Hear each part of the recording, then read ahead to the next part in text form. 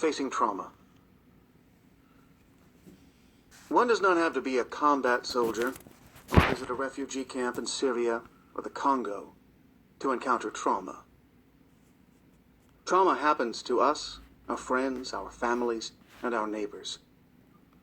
Research by the Centers for Disease Control and Prevention has shown that 1 in 5 Americans was sexually molested as a child.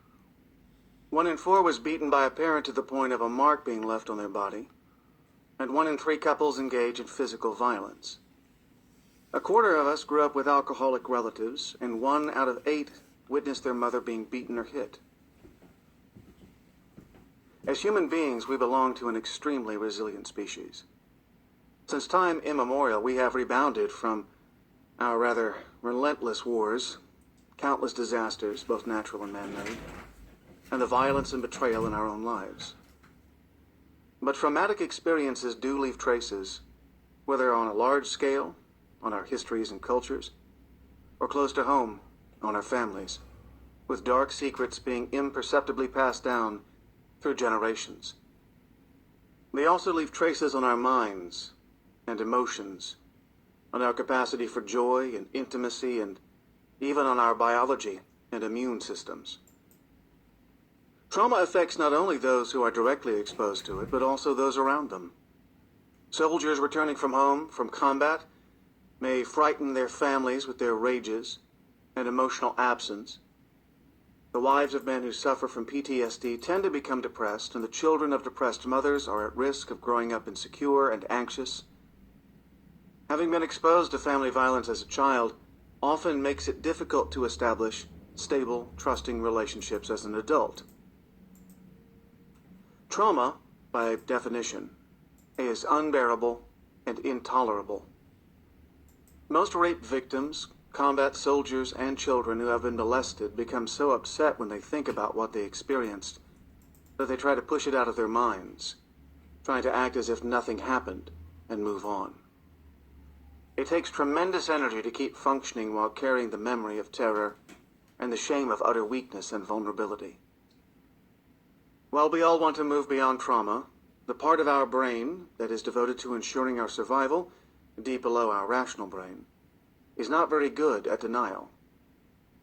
Long after a traumatic experience is over, it may be reactivated at the slightest hint of danger and mobilize disturbed brain circuits and secrete massive amounts of stress hormones. This precipitates unpleasant emotions, intense physical sensations, and impulsive and aggressive actions. These post-traumatic reactions feel incomprehensible and overwhelming. Feeling out of control, survivors of trauma often begin to fear that they are damaged to the core and beyond redemption. The first time I remember being drawn to study medicine was at a summer camp when I was about 14 years old. My cousin Michael kept me up all night explaining the intricacies of how kidneys work, how they secrete the body's waste materials and then reabsorb the chemicals that keep the system in balance. I was riveted by his account of the miraculous way the body functions. Later, during every stage of my medical training, whether I was studying surgery, cardiology, or pediatrics, it was obvious to me that the key to healing was understanding how the human organism works. When I began my psychiatry rotation, however, I was struck by the contrast between the incredible complexity of the mind and the ways that we human beings are connected and attached to one another, and how little psychiatrists knew about the origins of the problems they were treating. Would it be possible one day to know as much about brains, minds, and love as we do about the other systems that make up our organism? We are obviously still years from attaining that sort of detailed understanding, but the birth of 3 new branches of science has led to an explosion of knowledge about the effects of psychological trauma, abuse, and neglect.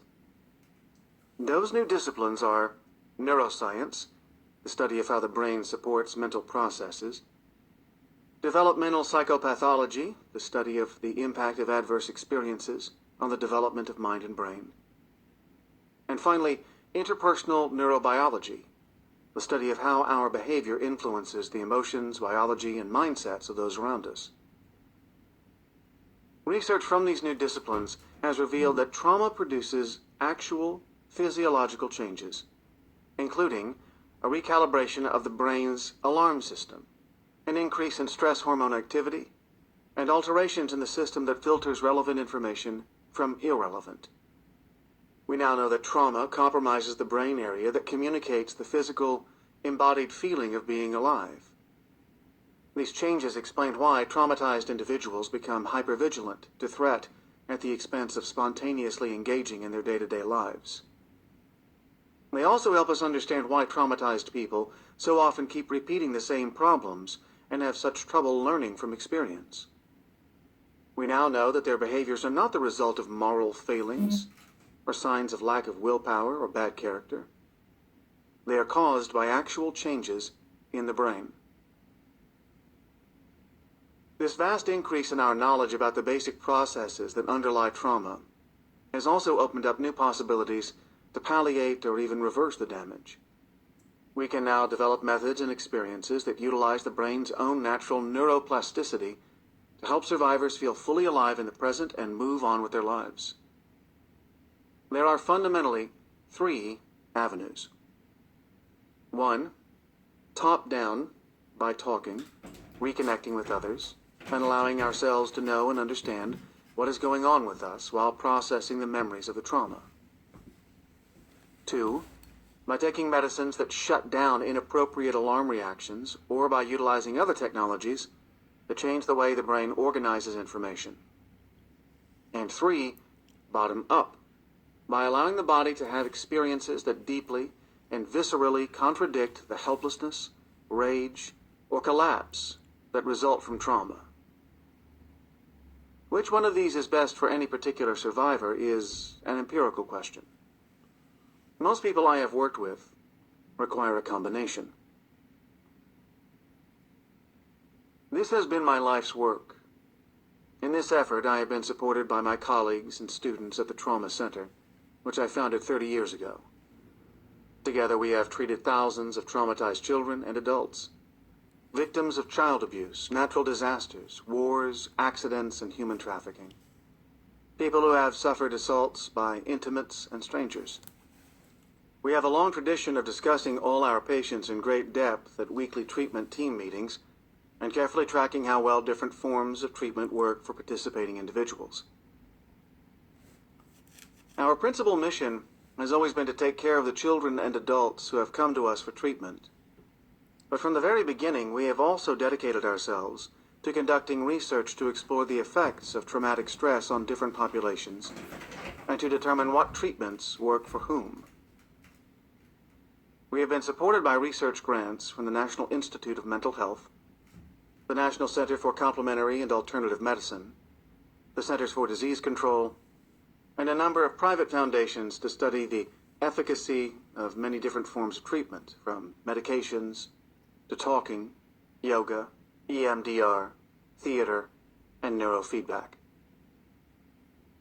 The challenge is, how can people gain control over the residues of past trauma and return to being masters of their own ship?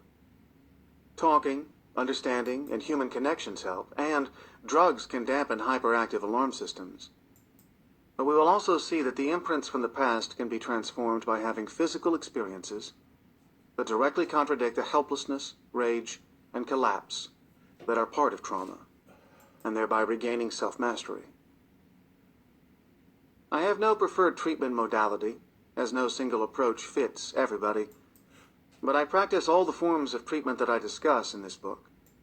Each one of them can produce profound changes depending on the nature of the particular problem and the makeup of the individual person. I wrote this book to serve as both a guide and an invitation to dedicate ourselves to facing the reality of trauma, to explore how best to treat it, and to commit ourselves as a society to using every means we have to prevent it. Part 1. The Rediscovery of Trauma. Chapter 1.